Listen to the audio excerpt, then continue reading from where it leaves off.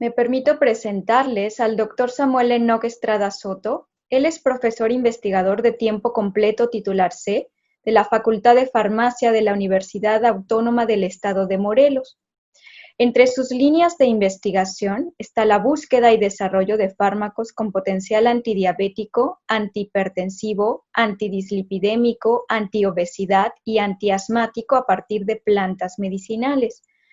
Entre otras líneas de investigación, también realiza el estudio de los efectos toxicológicos agudos y subcrónico de extractos y compuestos bioactivos.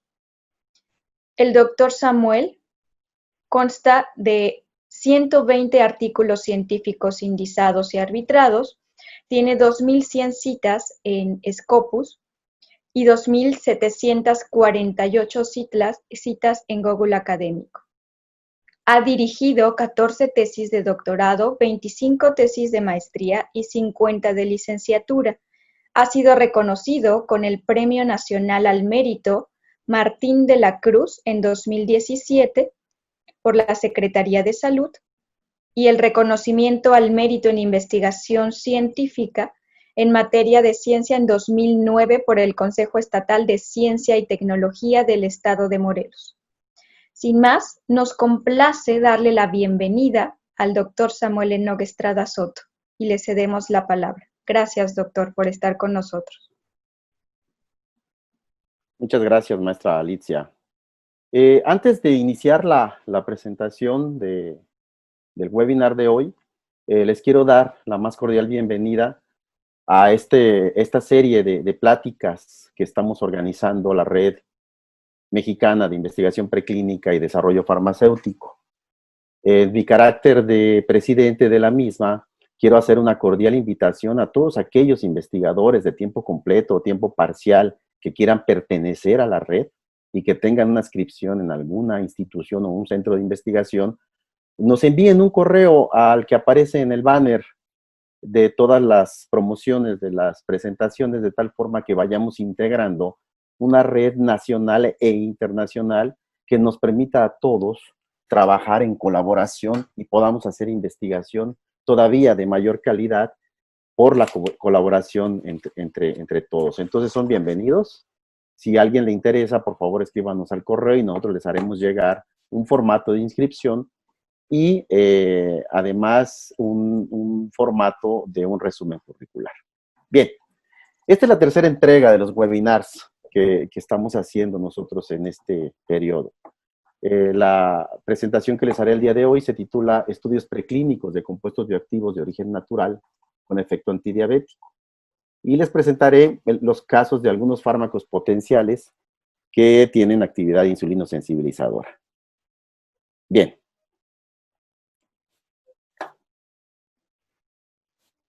Como antecedentes, les quiero mencionar que la diabetes mellitus es una enfermedad crónico-degenerativa de carácter heterogéneo, la cual está caracterizada por tener hiperglicemia, es decir, a un paciente que se le determina en ayunas valores mayores a 110 miligramos por decilitro, puede ser clasificado como un paciente diabético, además de otras formas de establecer a un paciente como diabético, pueden venir a apoyar esta propuesta, pero la característica es presentar hiperglucemia. Existen diferentes tipos de diabetes. Aquí les enlisto las dos más importantes, la diabetes tipo 1, que está caracterizada por una ausencia total de insulina. Esta, pues no se puede producir debido a que proviene de una enfermedad autoinmune que provoca que se mueran todas las células beta. Por tanto, el paciente tiene que ser tratado con insulina para controlar sus niveles plasmáticos de glucosa.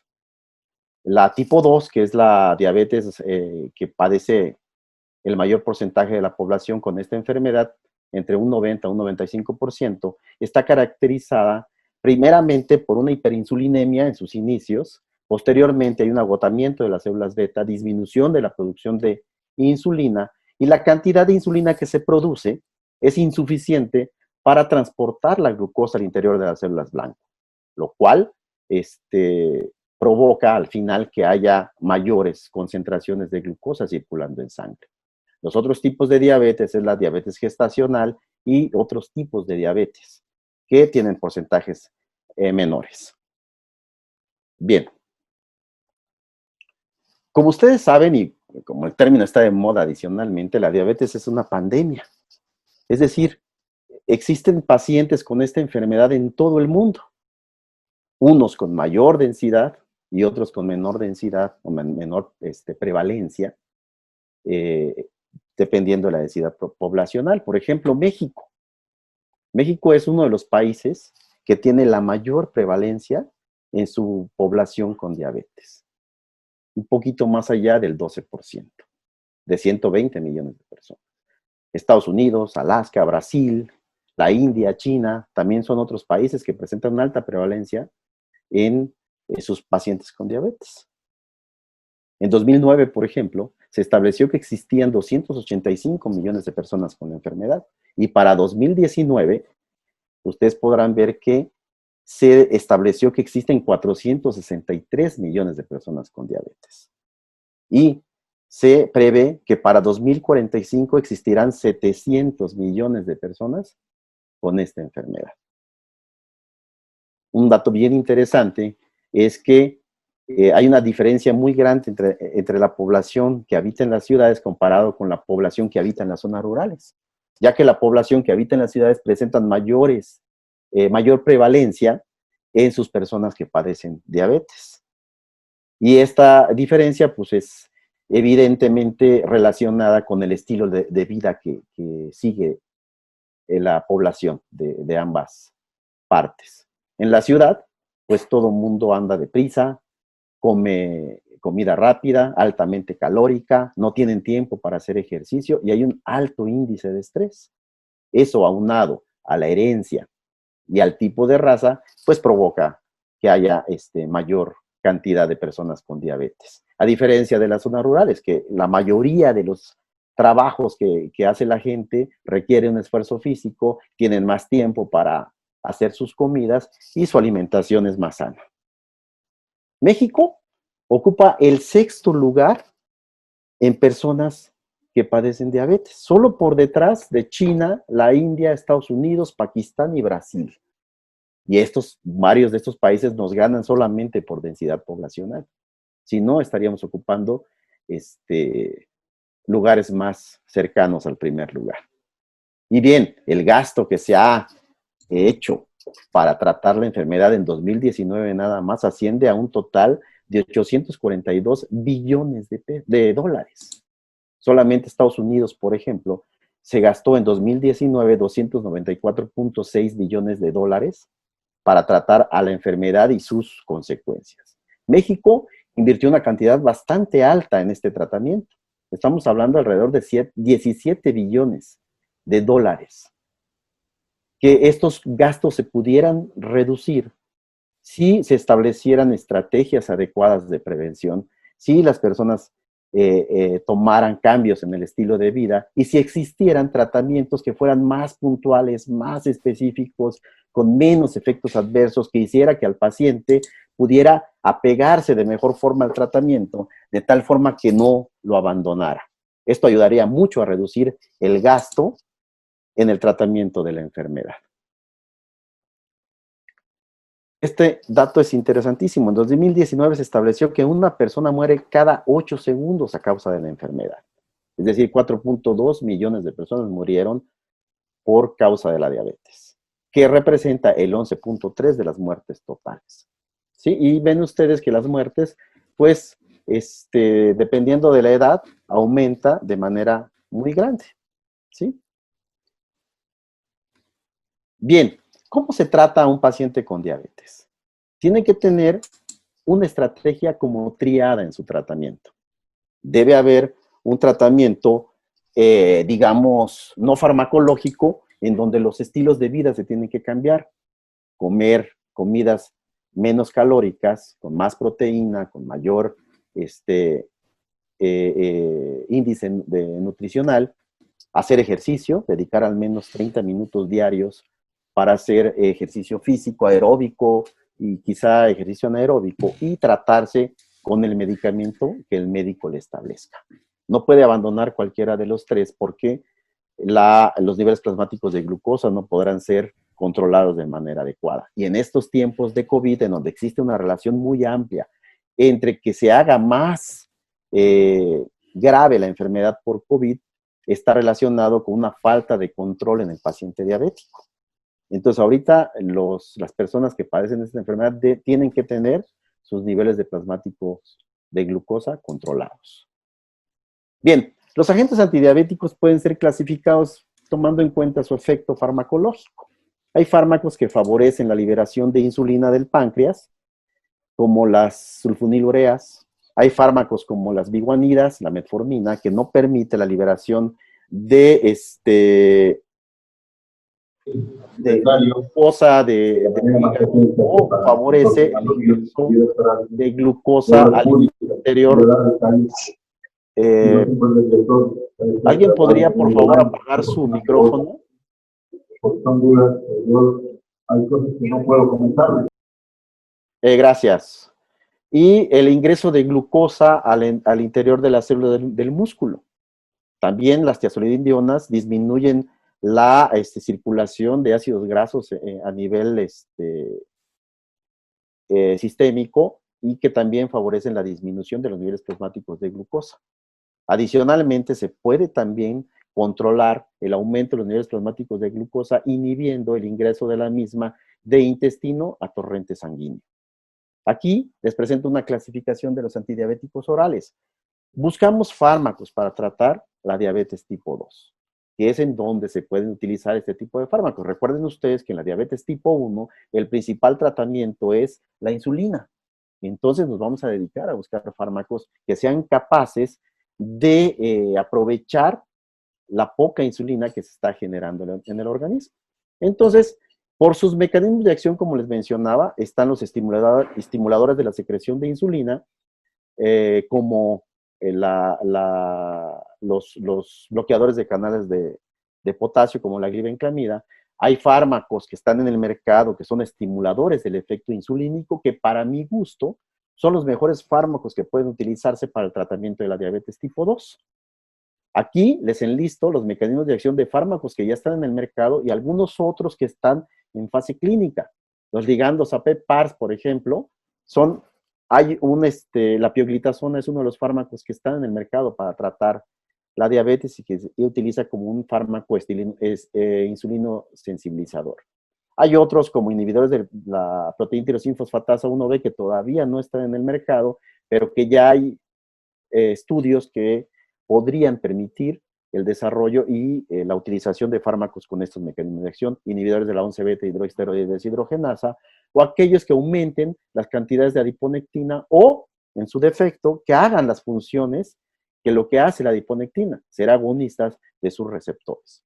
También pueden encontrarse fármacos inhibidores de la producción hepática de glucosa o inhibidores de la absorción de la glucosa, como les mencionaba, la carbosa, que es un inhibidor de las alfas-glucosidasas.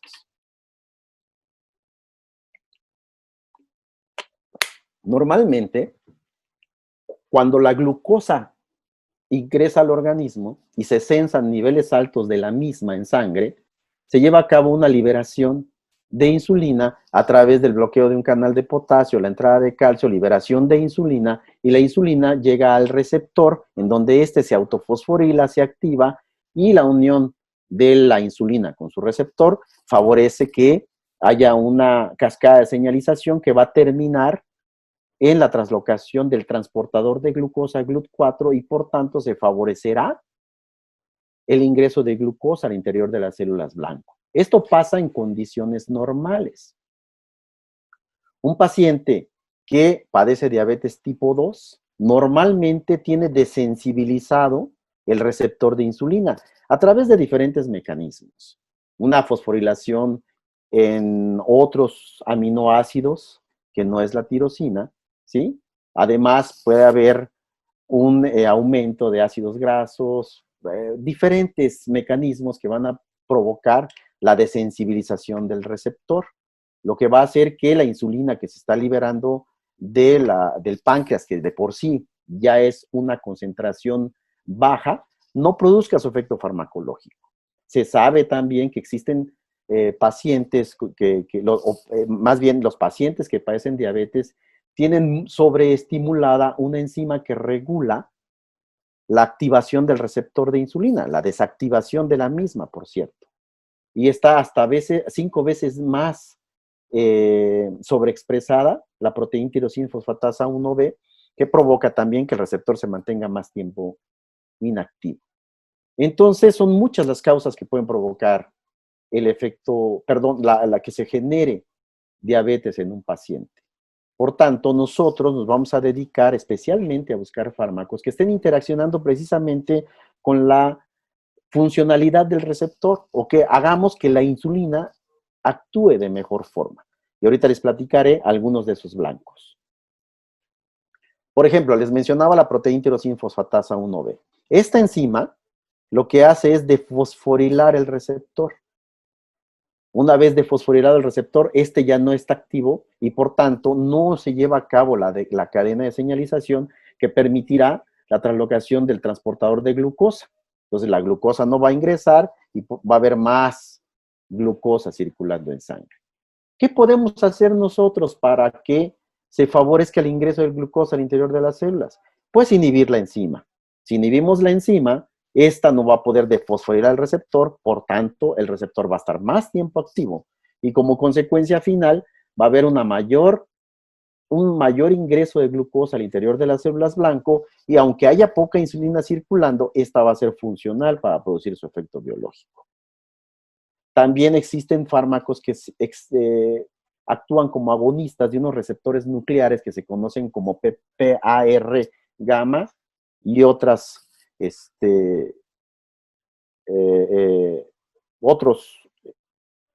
subtipos del mismo, ¿sí?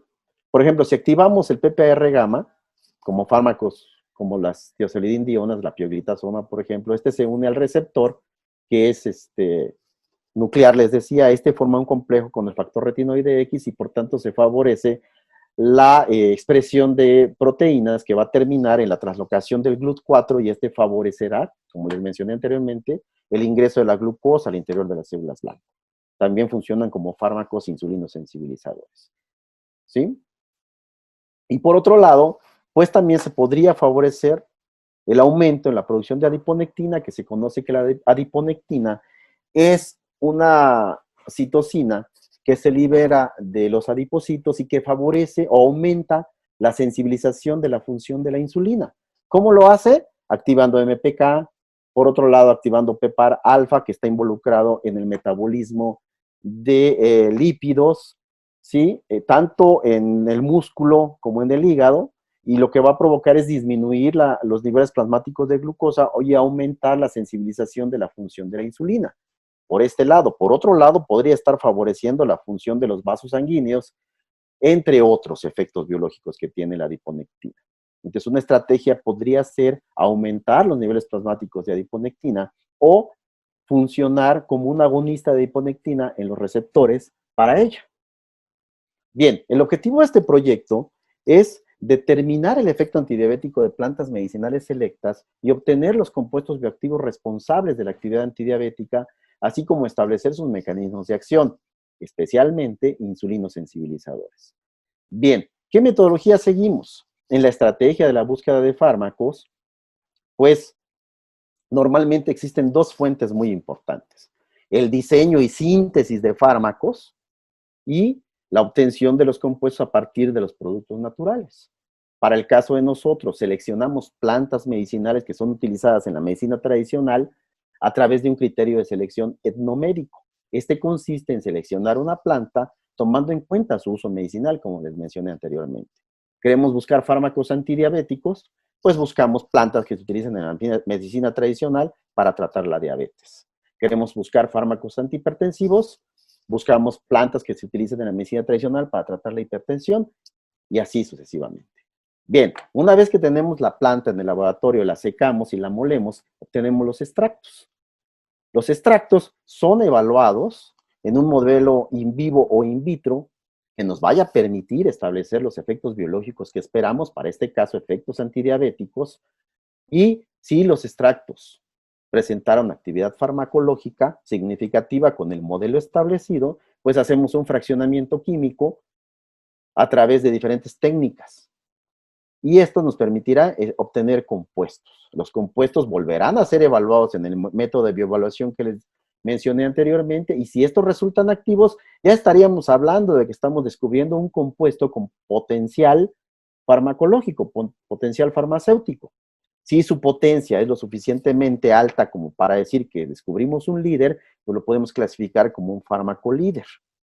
Normalmente de las plantas medicinales nosotros obtenemos cantidades pequeñas de los compuestos. Si así es el caso, pues recurrimos a la síntesis química para mejorar los rendimientos y poder hacer todos los estudios farmacológicos que corresponden. Si tenemos suficientes compuestos, podemos hacer derivatizaciones de tal forma que pudiéramos hacer estudios de relación estructura química, actividad biológica para ver qué compuesto es más activo y es menos tóxico. Podemos echar mano del diseño virtual para también hacer otras determinaciones. Una vez que tenemos toda esta información, tenemos el efecto farmacológico del compuesto aislado y su mecanismo de acción, hacemos estudios de toxicidad que nos permitirán establecer su seguridad. Después de que cumplimos con todo esto, pasamos a la parte de la ADMET y a la etapa del desarrollo de fármacos, ¿sí? De tal forma que en un tiempo determinado pudiéramos estar haciendo los ensayos clínicos que ahorita están muy de moda y mencionándolos en todos lados, ¿no? Todo este tiempo, todo este estudio, requiere alrededor de 10 a 15 años, dependiendo de la cantidad de dinero del que dispongamos. Es una inversión en millones de dólares para poder llegar a tener un medicamento. Bien, entonces nosotros hacemos cromatografía normalmente para hacer la separación de los compuestos químicos de diferentes tipos, cromatografía en columna, cromatografía en capa fina, HPLC, ¿sí? Separamos las fracciones, se prueban sus actividades y se van juntando tomando en cuenta su similitud cromatográfica. Se purifican los compuestos, estos se prueban y mientras se están probando se hace el análisis espectroscópico y espectrométrico para establecer su estructura química.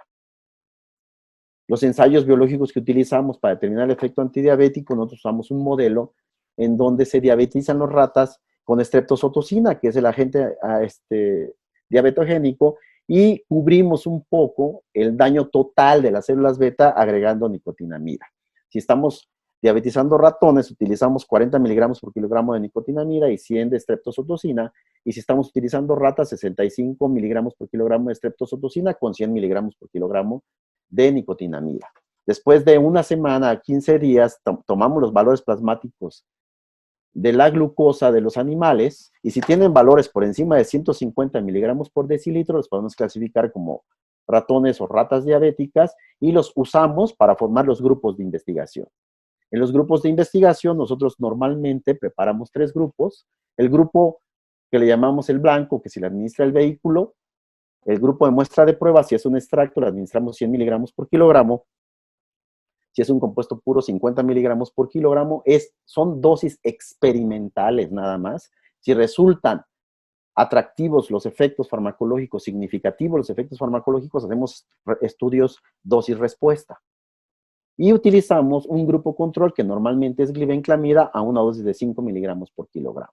Se administran los animales y se toman los niveles plasmáticos de glucosa a la hora, a las 3 horas, a las 5 horas y a las 7 horas. También, si la molécula resultó interesante, resultó con propiedades antidiabéticas dignas de seguirse estudiando, hacemos estudios antidiabéticos subagudos. Estos pueden durar de 10, 20 hasta 30 días, dependiendo de la cantidad de muestra que tengamos disponible y de las condiciones de bioterio y de experimentación que se tenga en el laboratorio. Igual, se forman 3 grupos de investigación, el grupo blanco, el grupo de prueba y el grupo control. Se administra diariamente esta dosis, una sola vez, y se miden los niveles plasmáticos de glucosa durante el tiempo de experimentación. Al finalizar, los animales se les hace una punción cardíaca directa, se toma la sangre para medir perfiles bioquímicos, transaminasas, entre otros perfiles, y se toman algunos tejidos para, en su momento, poder hacer estudios de biología molecular. La inhibición de la proteína tirosinfosfatasa 1B se hizo en colaboración con el doctor Paolo Paoli de la Universidad de Florencia, en Italia, el cual lo que hace es expresar a la enzima en Escherichia coli a través de un vector. Después que se expresó, la purifica, y después de que la purificó, la pone en presencia del sustrato, que es nitrofenilfosfato, y a diferentes concentraciones de la muestra de prueba. Y lo que se va a cuantificar es el paranitrofenol por absorbancia. Este es un ensayo enzimático. La parte de la expresión de PPARS y GLUT4 en la línea celular 3T3L1 se hace en colaboración con el doctor Julio Almanza de la Universidad Autónoma Metropolitana del campus Iztapalapa. Y lo que él hace es diferenciar las células de 3T3L1, perdón, a adipocitos. Una vez que están diferenciados, los pone en presencia de extractos o de concentraciones de las fracciones a 100 microgramos por mililitro, y son compuestos puros a 10 micromolar por 24 horas, por 24 horas. Después de eso hace la extracción del RNA para PPARS y para el GLUT4 y se mide su expresión a través de RT-PCR. ¿Qué hemos encontrado a la fecha? En colaboración con la doctora Yolanda Ríos del Centro de Investigaciones Químicas de la UAM, estudiamos esta planta que se conoce como injerto de encino, que es conocida como Foradendrum reichenbachianum de la familia Lorantaceae.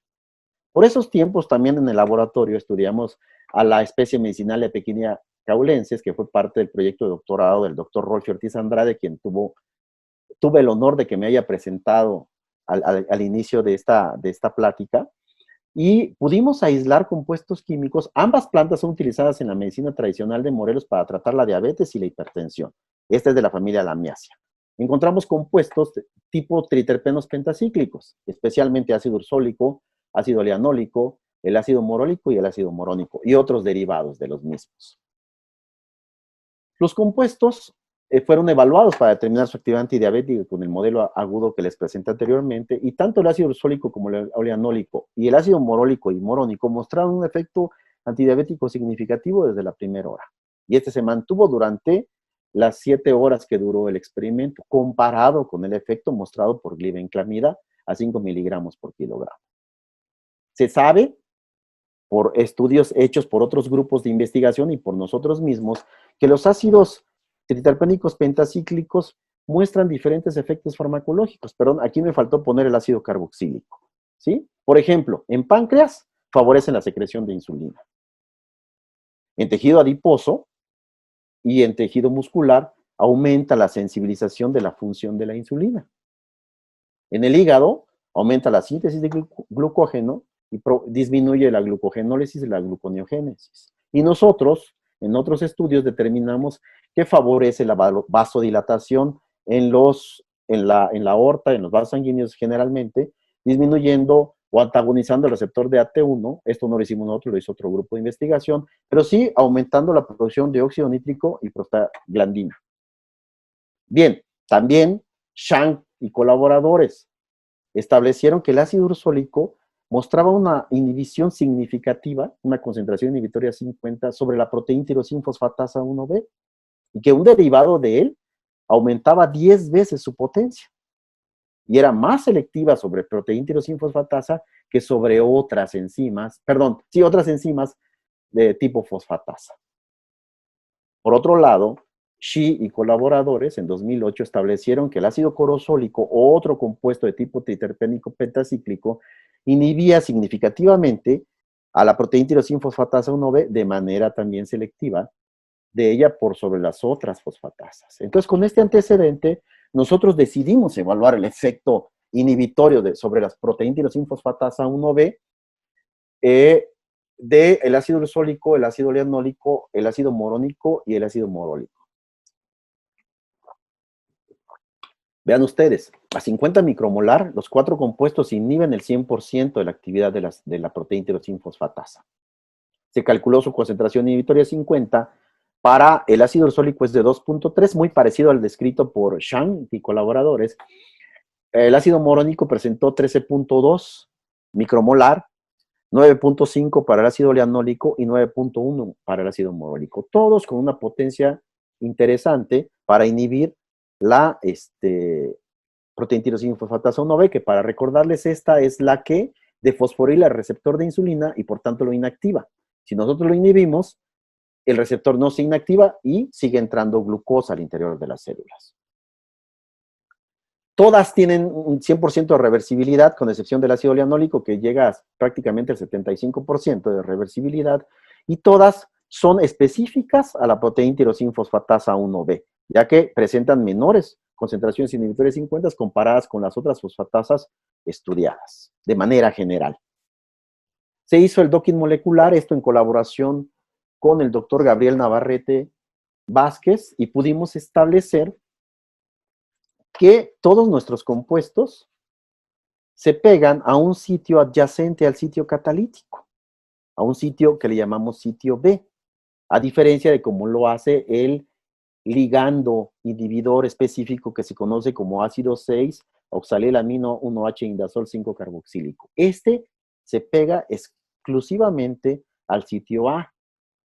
Entonces aquí nosotros, con estas aproximaciones in silico, pudimos establecer que nuestros compuestos presentaban mayor especificidad a la proteína tirosina fosfatasa 1B, ya que estas fosfatasas tienen muy parecida en aminoácidos en la parte del sitio activo, el sitio catalítico.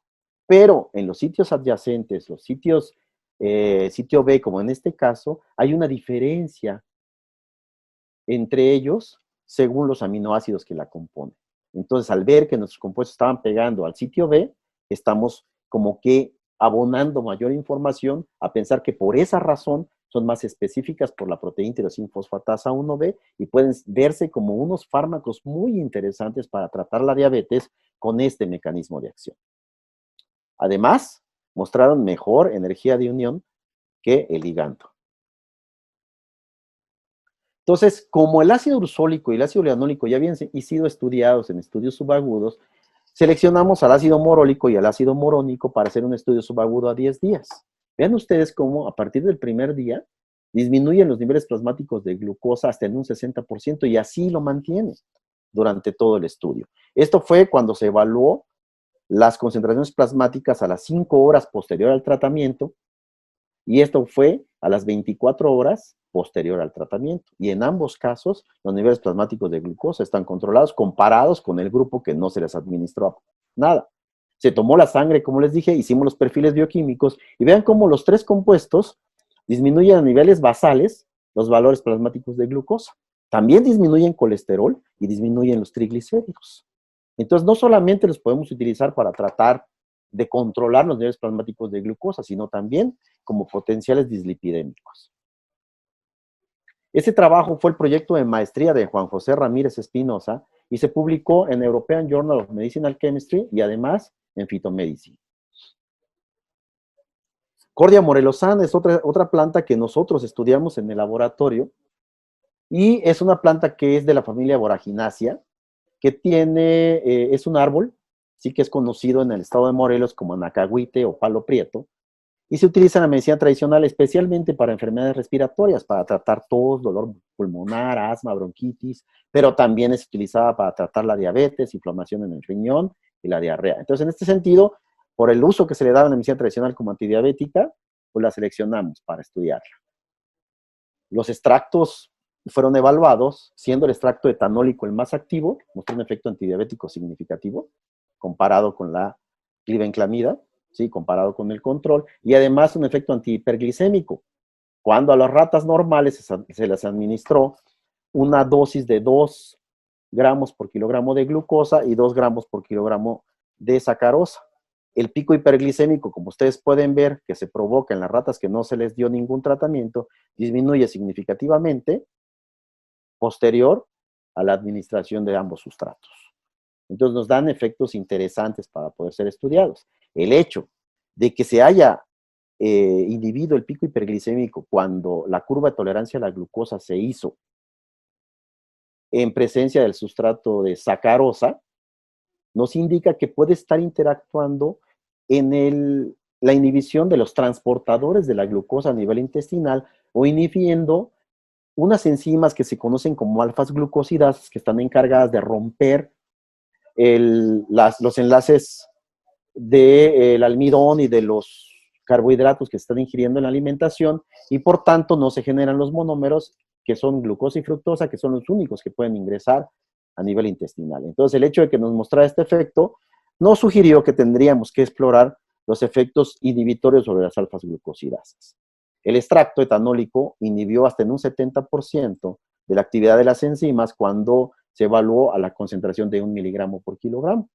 Hicimos el estudio fitoquímico biodirigido siguiendo también la misma inhibición de las alfa-glucosidasas y la fracción 2 fue la que presentó el mayor efecto inhibitorio, casi de un 80% comparado con Camellia sinensis, que está bien descrita en la literatura, que es un inhibidor de alfa-glucosidasas. Y hubieron otras dos fracciones activas, la 4 y la 5, que mostraron una inhibición de aproximadamente el 60%. El estudio fitoquímico de la fracción 2 permitió el aislamiento del ácido rosmarínico y el rosmarinato de metilo, ¿sí? Mientras que la investigación química de la fracción 4 y la 5 nos permitió encontrar nicotiflorina y mioinositol. Se sabe por estudios previos de otros grupos de investigación que, por ejemplo, nicotiflorina tiene efecto neuroprotector, efecto antioxidante y es inhibidor de alfa-glucosidasas moderado.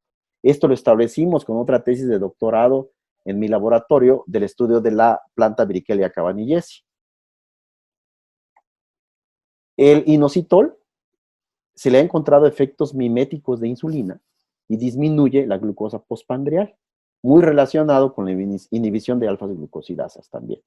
El ácido rosmarínico se le ha descrito inhibición de alfa-glucosidasas, regula el SGLT1, el transportador de glucosa tipo 1, incrementa la expresión de GLUT4, activa MPK, inhibe dipeptidasa 4 y además es inhibidor de la proteína tirosina fosfatasa 1B. Todos estos mecanismos de acción relacionados con el efecto antidiabético de ácido rosmarínico.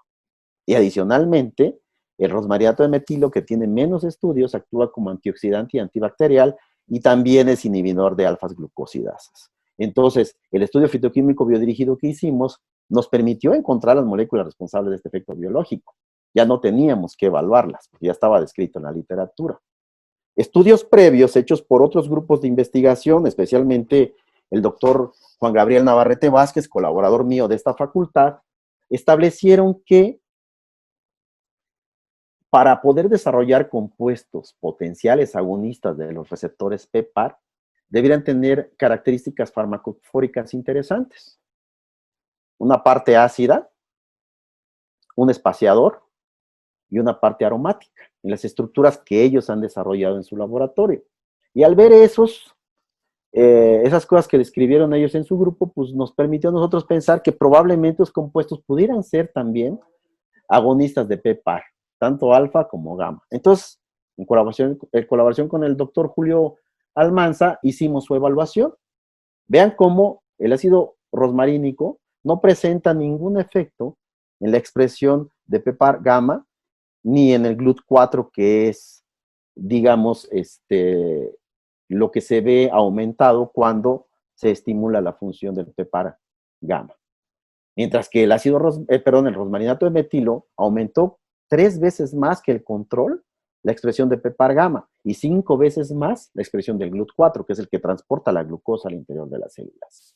Por otro lado, cuando se midió la expresión sobre PPAR alfa, que es un receptor nuclear que está interactuando en el metabolismo de los lípidos, se vio aumentado 3 veces más significativamente la expresión de PPAR alfa en presencia del rosmarinato de metilo. Tampoco el ácido rosmarínico la modifica, mucho más allá que lo que hace el fenofibrato, que es el fármaco de elección en el tratamiento de las dislipidemias. Igual el fenofibrato aumentó la proteína FATP, que está involucrada en el metabolismo de lípidos y su transportación al interior de los adipocitos, y el rosmarinato lo que hizo también es aumentar hasta 5 veces más la expresión de los mismos. Entonces encontramos que el rosmarinato de metilo junto con el ácido rosmarínico pueden funcionar como fármacos antidiabéticos interesantes, pero que también el rosmarinato de metilo pudiera estar produciendo efectos antidislipidémicos. Sí, se hizo el acoplamiento molecular con el doctor Navarrete y la doctora Blanca Iris, colaboradora del doctor Navarrete, y encontramos que estos están interactuando en aminoácidos que son importantes para la activación de los receptores a PPAR gamma, pero especialmente actúan sobre un aminoácido, que es la serina 342, que se ha descrito que es presente su interacción en los agonistas, que son los parciales a PPAR gamma. Y esto es bien interesante, porque ser agonista parcial de PPAR gamma disminuye mucho los efectos secundarios que pueden tener los agonistas totales. Por otro lado, hicimos el docking molecular en presencia de PPAR alfa, igual con el mismo grupo de investigación colaborador de nosotros, y se estableció que también, tanto el ácido rosmarínico como el rosmarinato de metilo, se unen a los aminoácidos que son necesarios para activar el receptor descritos previamente. Acerina 280, tirosina 314, tirosina 464 e histidina 440. Entonces, nos permitió establecer el efecto antidiabético de estos compuestos y sus mecanismos de acción. Ese trabajo fue el proyecto de doctorado de la doctora Diana Giles Rivas y que fue publicado en el Journal of Enopharmacology. Y para terminar, estudiamos agastache mexicana, que es una planta utilizada en la medicina tradicional para tratar diferentes enfermedades, conocida como toronjil. En este caso les presento el toronjil morado. Este tiene muchos efectos farmacológicos. Se utiliza para controlar los nervios, controlar la presión arterial, la enfermedad del corazón, contra el insomnio, puede ser la panacea. Nada más que hay que comprobar esos efectos biológicos. Y en algunas regiones del estado se utiliza para tratar la diabetes y enfermedades relacionadas. Pues obtuvimos los extractos. El extracto metanólico y el diclorometánico, junto con el extracto hidroalcohólico, disminuyeron significativamente los niveles plasmáticos de glucosa en las ratas con diabetes no insulino dependiente. La mayoría de estos extractos mostraron un mayor efecto que el mostrado por la glibenclamida a 3 miligramos por kilogramo, pero estos fueron evaluados a 100 miligramos por kilogramo. Del extracto hidroalcohólico precipitó de manera espontánea una mezcla de compuestos, ¿sí?, la cual fue evaluada también en este modelo y fue mucho más potente que el extracto hidroalcohólico y más potente que el efecto mostrado por la glibenclamida.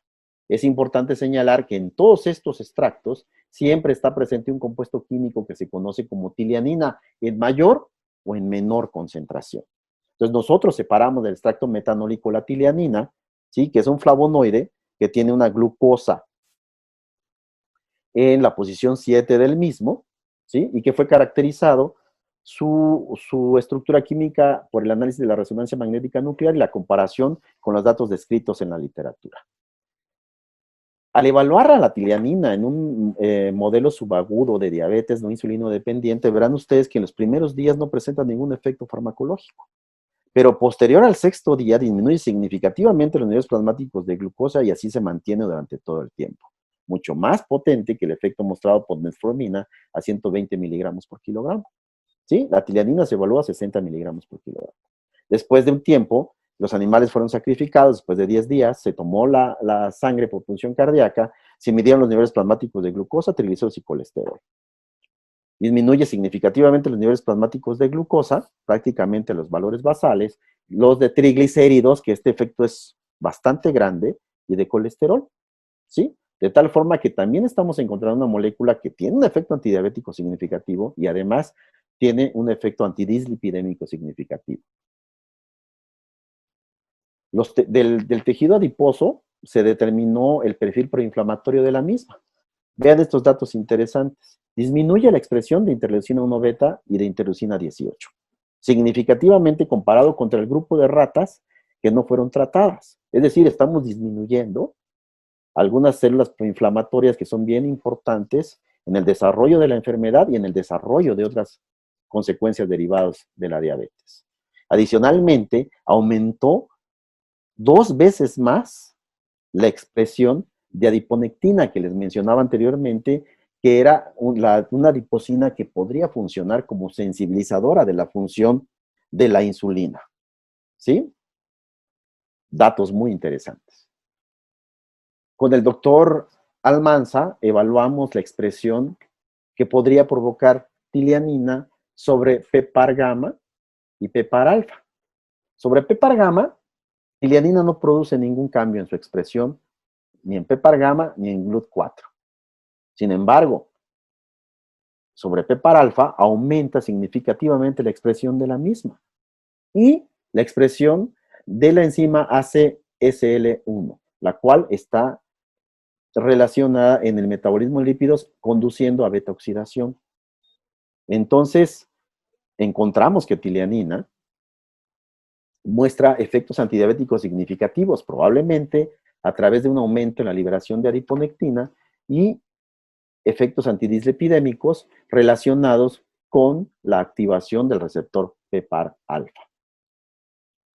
También se hizo el docking molecular y volvimos a encontrar la misma interacción con los aminoácidos que son necesarios para ser activados. Tirosina 314, histamina 440, perdón, histidina 440, especialmente, ¿no?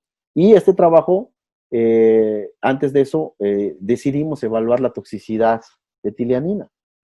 Evaluamos primero las dosis de 10, 100 y 1000 miligramos por kilogramo y no hubo ningún muerto ante estas dosis. Entonces decidimos explorar cuál era la dosis letal 50 en un estudio agudo, evaluando las dosis entre 1756 y 10,000 miligramos por kilogramo.